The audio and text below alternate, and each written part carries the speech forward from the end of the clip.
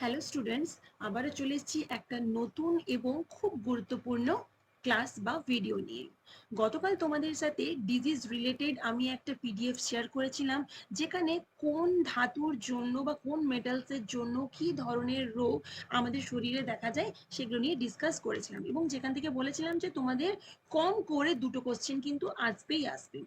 এবং ঠিক সেরকম ভাবে আজকেও একটা খুবই গুরুত্বপূর্ণ একটা পিডিএফ তোমাদের সামনে, যেটা তোমরা এখন স্ক্রিনে দেখতে পাচ্ছ, বোথ বেঙ্গলি অ্যান্ড ইংলিশ ভার্সনে রেডি করেছি, যেখান থেকে তোমরা কিন্তু কোশ্চেন পাবেই পাবে, ধরে নিতে পারো। তো এই লিস্টটা যদি কেউ পুরোটা মনে রাখো এবং মুখস্থ করে রাখো, তাহলে কিন্তু এখান থেকে তোমরা কমন কোশ্চেন পাবে। অনেকে আমাকে হোয়াটসঅ্যাপে মেসেজ করছো বা আমাকে ফোন করে জিজ্ঞাসা করছো যে ম্যাডাম, আপনি যে মডিউলগুলো প্রোভাইড করছেন সেখান থেকে কোশ্চেন আসবে কিনা। আমি যেরকম ভাবে তোমাদেরকে ইনস্ট্রাকশন দিচ্ছি, তোমরা যদি সেরকম ভাবে প্রত্যেক দিন ক্লাসগুলো ফলো করো, এবং যারা যারা 10টা মডিউল নিয়েছো তারা নিজেরাই পড়ে বুঝতে পারছো যে কতটা এফেক্টিভ এবং কতটা ইনফরমেটিভ কোশ্চেন অ্যান্সার আমি তোমাদের জন্য রেডি করেছি। তো অবশ্যই কিন্তু তোমরা এখান থেকে কমন পাবে, এবং আজকের যে পিডিএফটা তোমাদের সাথে শেয়ার করছি এখান থেকেও তোমরা কোশ্চেন পাবেই পাবে।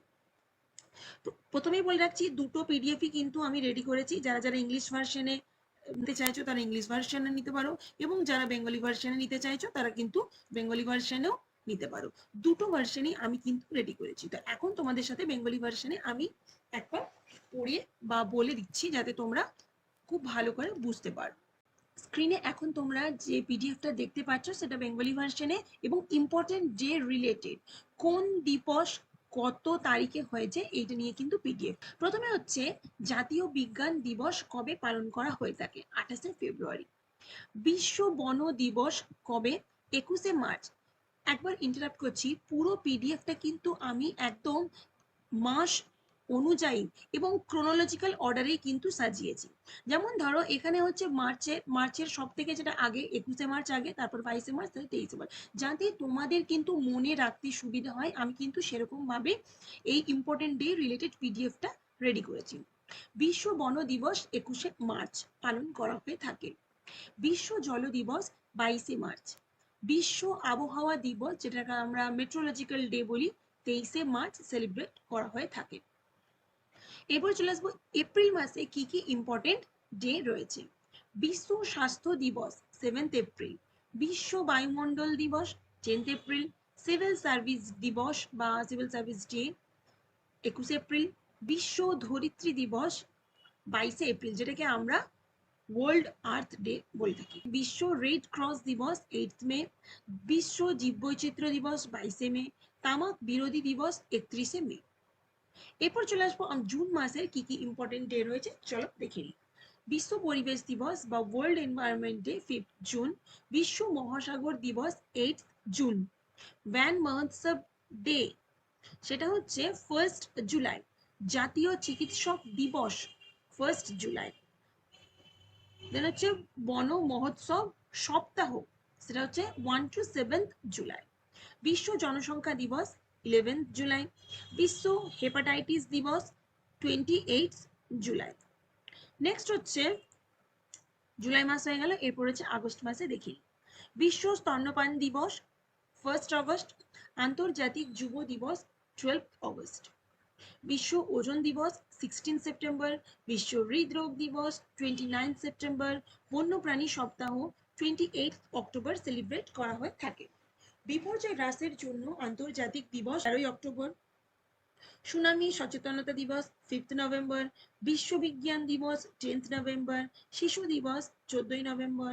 বিশ্ব ডায়াবেটিস দিবস 14ই নভেম্বর। জাতীয় পরিবেশ সুরক্ষা দিবস 26শে নভেম্বর সেলিব্রেট করা হয়ে থাকে। ওয়ার্ল্ড এইডস ডে বা বিশ্ব এইডস দিবস সেলিব্রেট করা হয়ে থাকে 1st ডিসেম্বর। জাতীয় দূষণ প্রতিরোধ দিবস 2রা ডিসেম্বর। বিশ্ব মৃত্তিকা বা মাটি দিবস ডিসেম্বর। জৈবিক বৈচিত্র্য দিবস 29 ডিসেম্বর, এবং বিশ্ব শক্তি সংরক্ষণ দিবস 14ই ডিসেম্বর। খুব ভালো করে মাস অনুযায়ী প্রত্যেকটা ডেট কোন দিবস কবে সেলিব্রেট করা হয়ে থাকে খুব ভালো করে তোমরা মুখস্থ করে নাও। এই দেখো, আমি তোমাদের জন্য কিন্তু ইংলিশেও রেডি করেছি, আবার কিন্তু বাংলাতেও রেডি করেছি। আবারও একটা কথা বলে দিচ্ছি, যারা যারা আমার কাছ থেকে 10টা মডিউলই নিয়েছো তাদেরকে আমি প্রত্যেককে হোয়াটসঅ্যাপে পাঠিয়ে দেবো। আর যারা যারা এখনো পর্যন্ত আমার কাছে মডিউল নাও নি, তারা যদি এই পিডিএফটা পেতে চাইছো তারা অবশ্যই কিন্তু 10টা মডিউল নিলে আমি এগুলো তাদের সাথে ফ্রিতে পাঠিয়ে দেবো। যদি কেউ 10টা মডিউল নিতে না চাইছো কোনো অসুবিধা নেই, তারা কিন্তু ভিডিওটা পজ করে একবার কিন্তু ইম্পর্টেন্ট ডে এবং ডেটগুলো লিখে নাও, যাতে পরীক্ষায় কিন্তু তোমরা এলে এই অ্যান্সারগুলো করে আসতে পারো। আচ্ছা, আরেকটা ইনফরমেশন তোমাদেরকে বলে দেওয়া হচ্ছে যে পর্ষদ থেকে যে সিলেবাসটা রেডি করা হয়েছে এনভায়রনমেন্টাল স্টাডিজ এর জন্য, এসএলএসটি, সেখানে ইংলিশ এবং বেঙ্গলি দুটো ভার্সনেই কিন্তু আমাদের module at present ready.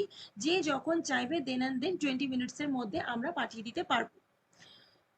Power procedure জানতে হলে ওপরে স্ক্রিনে যে হোয়াটসঅ্যাপ নাম্বারটা যাচ্ছে সেটাই আমার কলিং নাম্বার, হোয়াটসঅ্যাপ অথবা কল করে জেনে নিতে পারো যে পুরো নোটসগুলো 10টা মডিউল বেঙ্গলি বা ইংলিশে বা দুটো ভার্সনে যদি কেউ নিতে চাইছো তাহলে কিভাবে তোমরা পাবে। আশা করব আজকের এই ভিডিওটা তোমাদের একটু হলেও হেল্পফুল বলে মনে হয়েছে। Thank you so much.